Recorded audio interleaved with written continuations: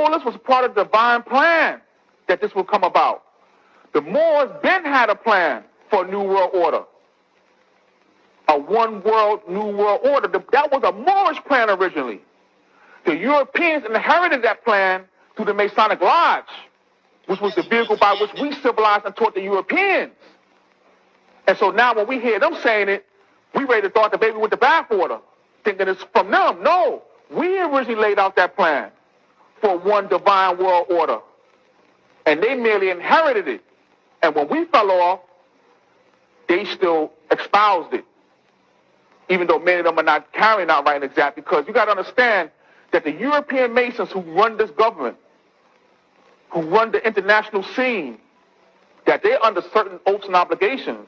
There's certain things that they can't do. There's certain things that they can't speak on. They're functioning more or less in a custodial capacity or fiduciary capacity. They will make custodians. When we were falling from power, we said, all right, you see this throne? We're going to make you custodians of this throne. You're going to become the keepers of the light, not the bearers of the light. We were the bearers of the light. We was one who was able to actually go out there and re-educate the whole human family of planet Earth. We made them keepers, which means that it's but so much they can speak on. You look at the degree structure.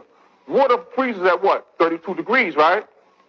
Well, the highest they go is 32 degrees, which means what? Their wisdom, their water, their wisdom is locked up. It's froze shut. They can't get out here teaching like we can. It's froze shut.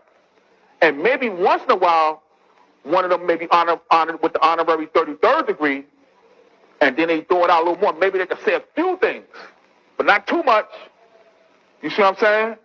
And so we put those Europeans in power when we fell from power, because at that time, the Catholic Church, through the Franciscan and Dominican orders, was destroying everything that the Moors had built up. All the civilization, all the high science that we had developed and cultivated and built up, they was destroying on a global level.